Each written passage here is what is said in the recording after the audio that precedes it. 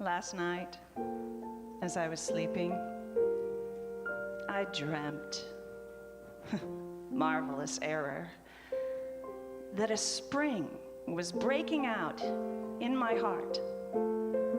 I said, "Along which secret aqueduct, O water, are you coming to me? Water of a new life that I have never drunk."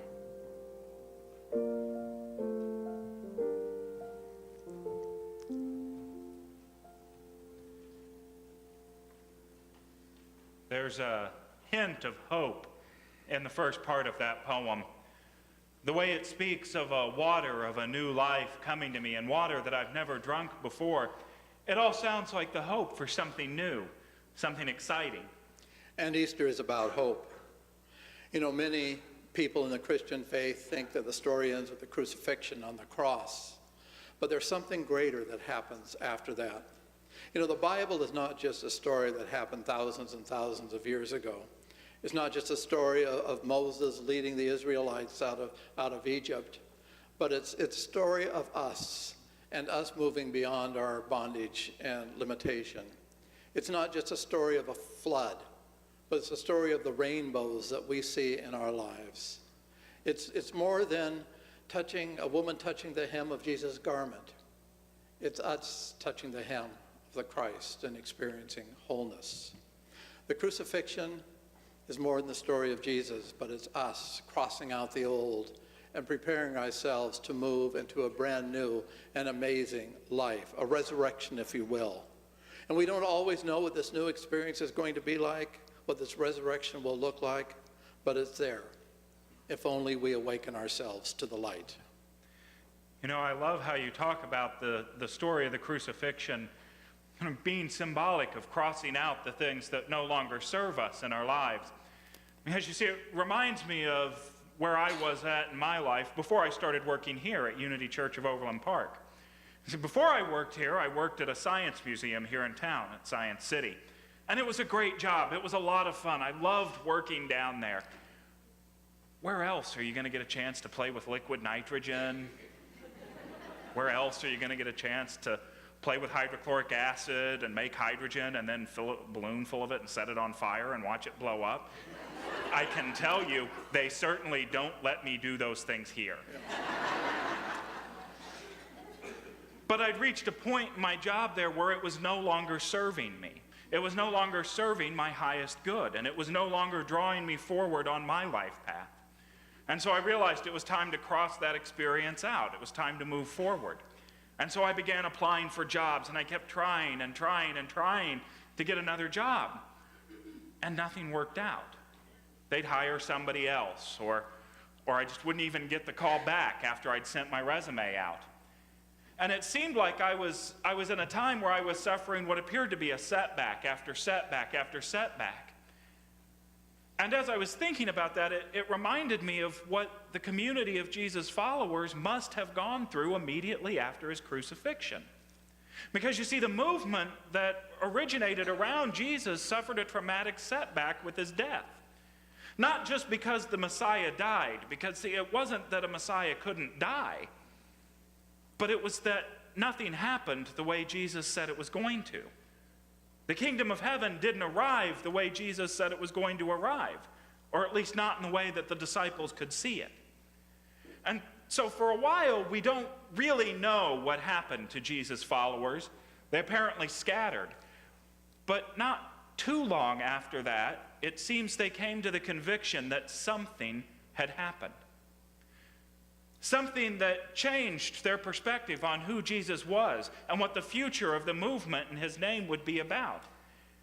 And this is what we know today as the resurrection.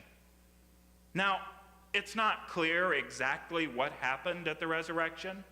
We don't know exactly what occurred, but what we do know is that the followers of Jesus were absolutely convinced that he had been raised from the dead.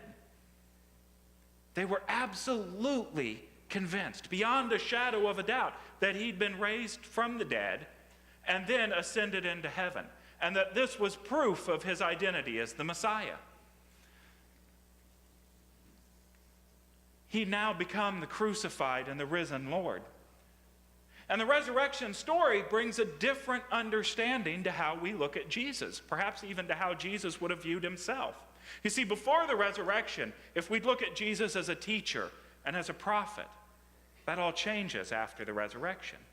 Because see, after the resurrection, Jesus has now been, yes, a teacher and a prophet, but he also takes on another role. He takes on an example, the role of an example for us to follow, an example for how we can overcome the things in our life, for how we can overcome those crucifixions through the Christ presence within us. You see, it appears that it wasn't just Jesus that was ready for a resurrection, but it was his community of followers that were ready for their resurrection as well. This ministry has been through a lot in the last year. We've lost 3 ministers, and that's a mighty big stone to have to push away. But you know, we're ready. We are ready for something new and something exciting, something we can't even imagine how wonderful it's going to be. We're ready for a resurrected experience here at Unity Church of Overland Park. And it comes as we awaken to the light. It seems in many ways that as this ministry moves into the resurrection, as it rolls away the stone, that truly we're ready to drink the water of a new life.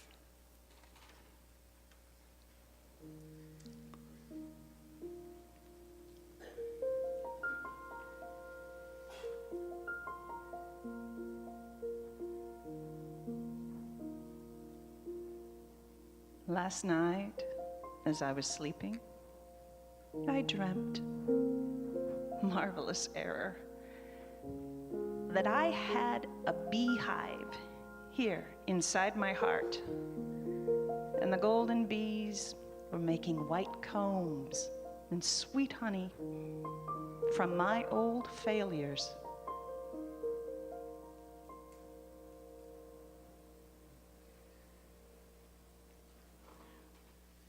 I love how that poem speaks about making honey and white combs from old failures. Because you see, it would have been easy for the followers of Jesus to simply scatter after his crucifixion, to just sort of pack it up and say, well, this didn't work the way we thought it would, and move on. But they didn't. In fact, it was probably in these early days following the death of Jesus that the movement really began to reorganize itself around his memory. And that was probably very much dependent on this growing understanding that he had been raised from the dead. In fact, that's an understanding that seems to have spread very, very quickly among his followers. Now, interestingly enough, the story of Jesus and the story of what the followers did after his crucifixion and resurrection actually begins back with the trial and the crucifixion to begin with. It begins with something that Pilate said. You see, one of the facts that begins to emerge about all of the crucifixion stories of Jesus early on, and then this fact gets incorporated into the Gospels, is that Jesus was crucified with a placard above his head that said, "The King of the Jews." Now, what could this have possibly meant, and why would Pilate have done this? Now, you see, from Pilate's point of view, Jesus represented somebody who was the potential leader of an insurrection.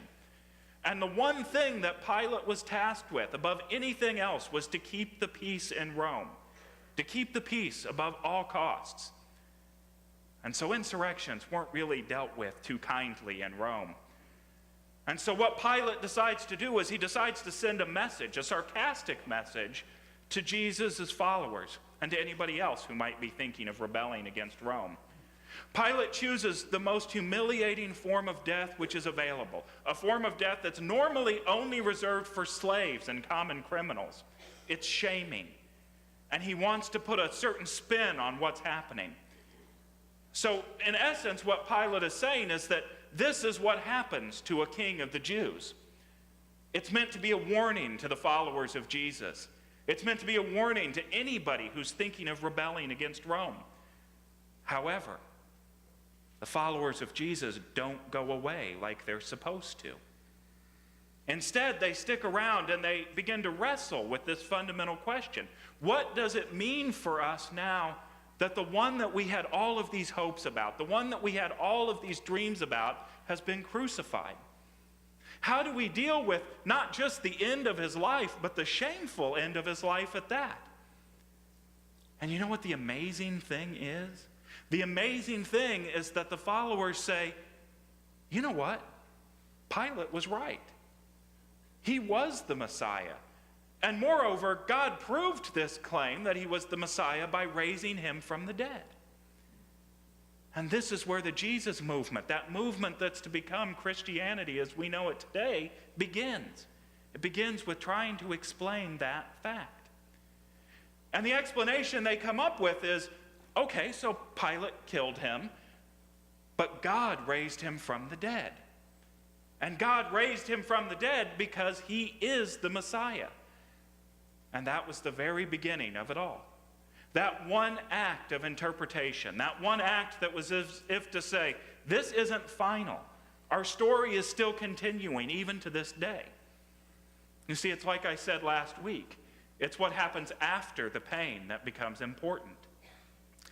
Brandon, I like your concept of the story continuing, because our story does continue. It does not end with the pain. It does not end with the crucifixion. And we've all had crucifixions, and some of you may be going through crucifixions right now in your life. And let me tell you, let me share with you that this is not the end. It's the beginning of something amazing and something powerful, but you've got to let go. You've got to let go of the pain. You've got to let go of the failure. You've got to let go of the fear. When I was in college, I lived next door to Bob and Blanche. Bob owned a hardware store, trying to have new hardware. And it's a good thing he owned a hardware store. We lived in an area where there was almost no crime at all.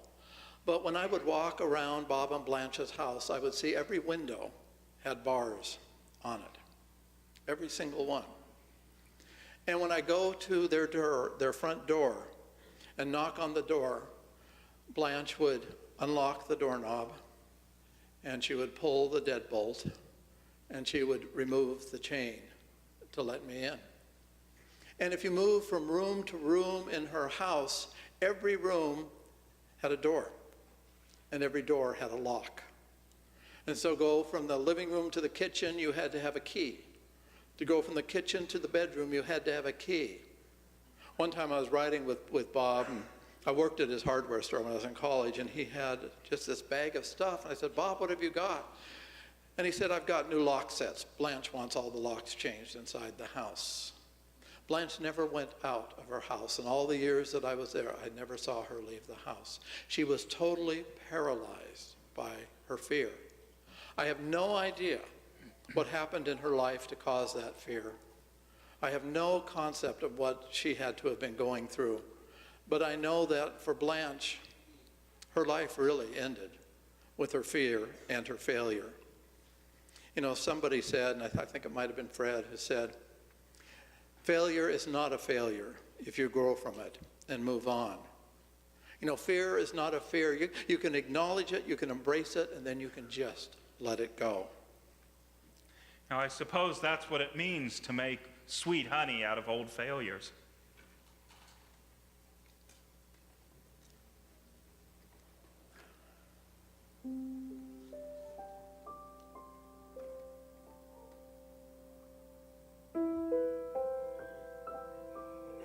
Last night, as I was sleeping, I dreamt, marvelous error, that a fiery sun was giving light inside my heart. It was fiery because I felt warmth as from a hearth, and sun because it gave light and brought tears to my eyes.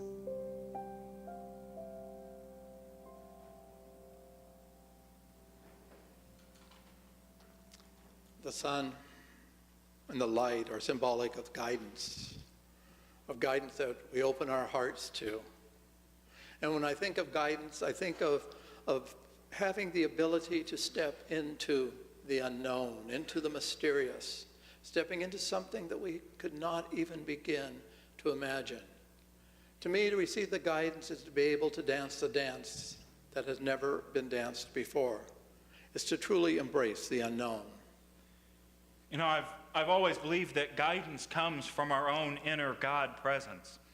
It's that sense of truth from within, that sense of truth from the presence of God within all of us. Now, I wish I could stand here and say, okay, here are 5 steps that you can take into your life to go home and know how to follow the guidance you receive. But I can't. Guidance is something that it's personal to each and every one of us. It's something that's a pull that you feel from within you. It's that pull of spirit, that tug of spirit on your heart that says, go here, do this, say this, help this person, step into this role. And the interesting thing about following your guidance is that when it all comes down to it, it ignites a passion within you. And that passion is something that's hard to contain once it's been sparked. And then it becomes easy to step into the unknown. You see, clearly I'm no longer still working at Science City. I'm working here now. But when I left Science City, it required a time for me to really step into the guidance I was receiving. You know, there was a series of things going on, and I kept kind of getting that pull, it's time to leave, it's time to leave. And then finally I had one of those straw that breaks the camel's back sort of experiences where I couldn't take it anymore. And so I went in and I let them know that I had 2 weeks of vacation, and I'm going to take my 2 weeks of vacation, and also here's my 2-week notice. So I'm going to be leaving today. It's my last day. Cleaned out my locker and left. Now, I left not having another full-time job. I left not knowing what the next step was going to be. And interestingly enough, I think it was about 3 days later that Reverend Bob calls me into his office and says, you know, I hear you've got some free time now. I said, yeah, I've got a little bit of free time. And he said, well, an adult education position just opened up. Would you like to do that just on an interim basis while we find the permanent adult education person? I said, yeah, sure, that'd be fine. I've got the hours. And it was about 3 months later that Bob called me back in and said, how would you like this to be your permanent position? I said, oh, yeah, that'd be great. And so maybe 3 months down the line, this time it was Reverend Patricia that called me into her office. And so I go down, and we had an opening for a youth and family director. And it was the same sort of thing. Would you be willing to just do this on an interim basis while we find the permanent youth and family ministry director? And it was about 3 months after that in December that I had another conversation with Patricia where she hired me to be the full-time youth and family director. Within a year of leaving Union Station, of leaving Science City, not only did I have another full-time job, but I had a full-time job that was rewarding and supported my growth. I had to step out in faith to do that. And in many ways, I kind of felt a little bit like Indiana Jones in The Last Crusade. You know that scene where he's going towards the Grail and he comes to this just giant crevasse. And he knows the Grail's on the other side, but he also knows he has to step out and prove his faith to get to it. And so he just reaches out and takes that first step and finds the bridge that he didn't know was there to begin with. Kind of felt like that for me. I was stepping out on a bridge of faith, not knowing exactly what was there to catch me. And the truth is, we all have times in our lives when we're called to do just that. We have times when we're called to step out in faith. And that's the beauty of the story of the resurrection of Jesus. It reminds us that we will always be lifted up by that Christ presence. But we have to be willing to step out in faith first. Just as Jesus walked into Jerusalem not really knowing what was going to happen, but trusting in God to guide him through that experience, we too have to walk into our times of concern, our times of fear, our times of uncertainty, and our times of difficulty, and know beyond a shadow of a doubt that the presence of God will guide us through. It kind of reminds me of a passage that's found in the Easter story. This one comes from the Gospel of John. And in it, the author of John writes that then the other disciple who reached the tomb first also went in, and he saw and believed. I found it interesting that it spoke so strongly of the power of belief, of the power of faith. Because, see, the scripture doesn't say the disciple went in and saw and then went and consulted scripture.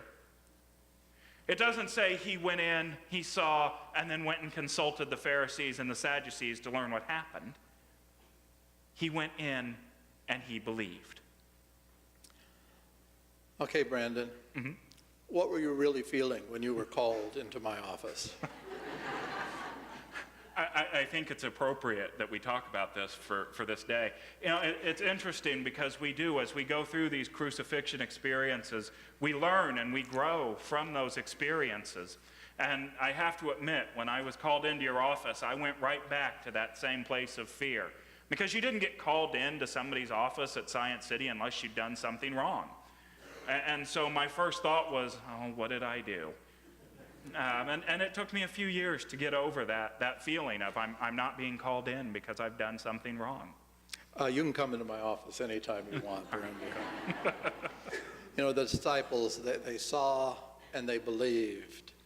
And I think about this ministry and I think about where we're going in this ministry, and we see and we believe. We believe a resurrection is in store for this ministry, and we are so excited about that.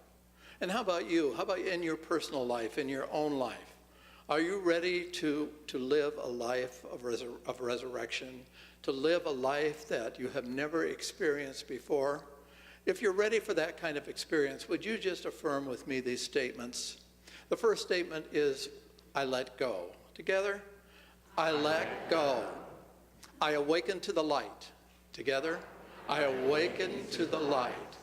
I live the resurrected life. I live the resurrected life. It's there just waiting for us as individuals and as a spiritual community. You know, the great mystic and poet Khalil Gibran wrote in his seminal work, The Prophet. He says, that which is you dwells above the mountain and roves with the wind. It is not a thing that digs holes into darkness for safety, but a thing free, a spirit that envelops the earth and moves in the ether. So on this Easter, you know, experience the tears of joy that come with the awakening to a resurrected life.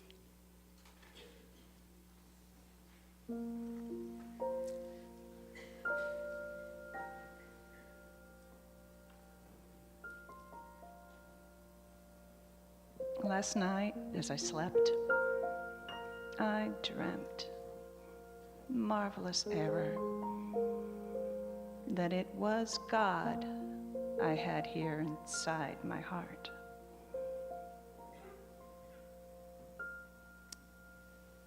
The stone is gone. The tomb which held your crucifixion, the container which held all your fears and failures, is empty. It's up to you now to decide what to do with it. A resurrected life remains and is yours for the taking.